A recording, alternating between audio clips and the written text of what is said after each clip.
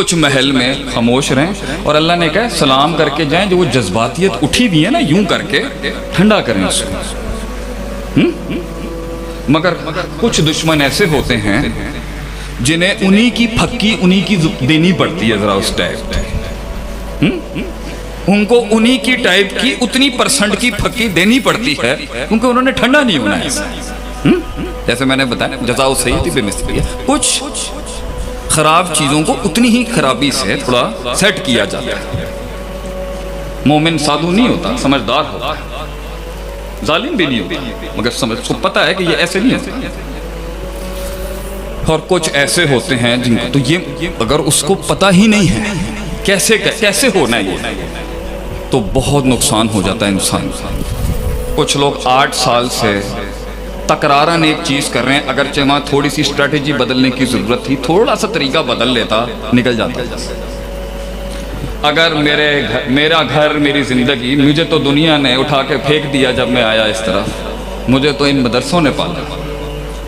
शेख आतिफ की बुनियाद यही मादरे इल्मी से हुई है।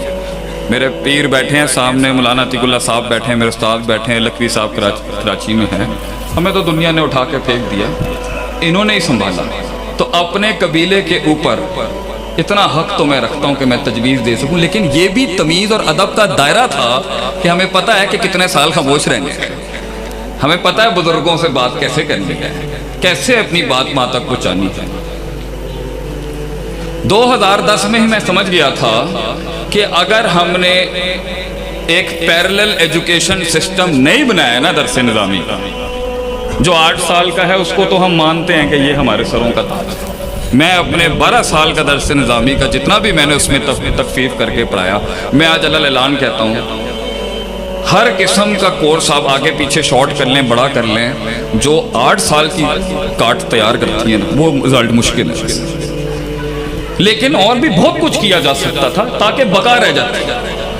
तो उसी टाइम पर हमें देख लेना चाहिए था कि हमें इसके मुख्तलिफ मॉडल्स बनाने चाहिए ताकि सिस्टम के अंदर इसकी नीड रहे और लोग आते रहें और इन्हें कभी भी वो यतीम ना हो जाए। और हमने ऐसे भी मदरसे देखे हैं कि अल्लाह हिफाजत करेगी, अल्लाहुल मुस्तआन। तो इल्म बता रहा होता है आगे क्या है और पीछे क्या है और दाएं क्या है और बाएं क्या है।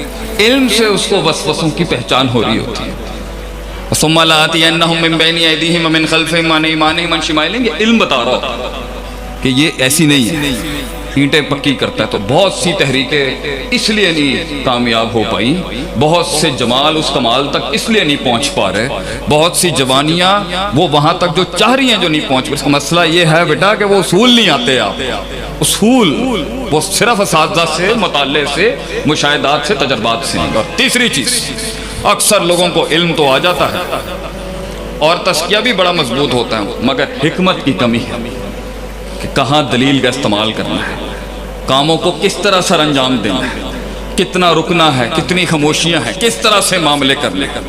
और अगर ये सब कुछ हो जाए तो आखिरी 2 नसीहतों के बाद मैं आज आपसे रुखसत चाहूँ। वो है, ये तो आपसे हमने बात की ना थोड़ी मैथमेटिक्स और रियाजत। आइए कुरान की वो 2 कुलियात हैं जिसके ऊपर असल इंसान की बका और फतह कड़ी है। एक है यकीन और दूसरा है सबर। वजालना मिनहुम अइम्मा, हम इमामत दे देते हैं, यहदूना बिअमरिना, और ऐसी इमामत होती है बात वो कर रहा होगा मुराद किसी और की होगी। इतना इंटीग्रेटेड होगा अल्लाह की शरीयत के अंदर। 2 काम कर ले, लम्मा सबरू व कानू बिआयातिना युकिनून। सबर पहली और आखिरी चीज इंसान को अगर खड़ा करती है, तूफानों में उतारती है, उन बलाओं को मुंह देते हैं, जंगे लड़ता है इंसान अपने आप से अल्लाह के।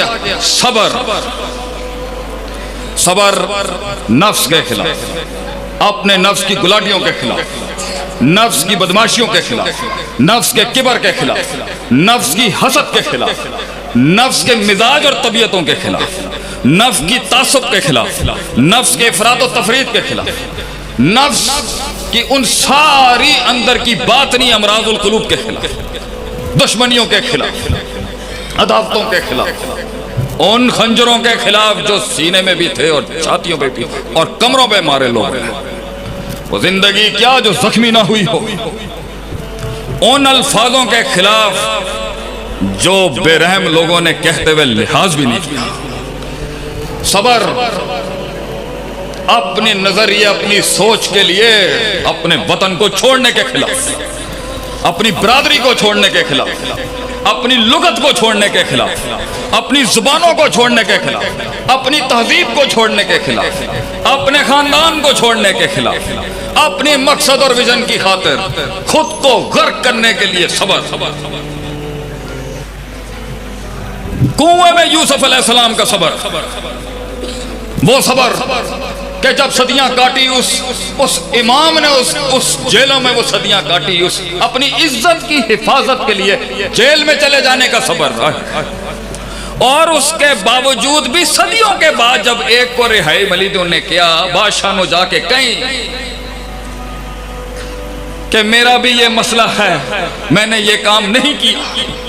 वो भूल गया, लोग भी तुझे भूल जाएंगे। सबर, दुनिया भुला देगी तेरी मेहनतों को। सबर औलादों की, उन अपने शागिर्दों, औलादों, अपने मातहत लोगों के उस बदतमीजियों के खिलाफ सबर।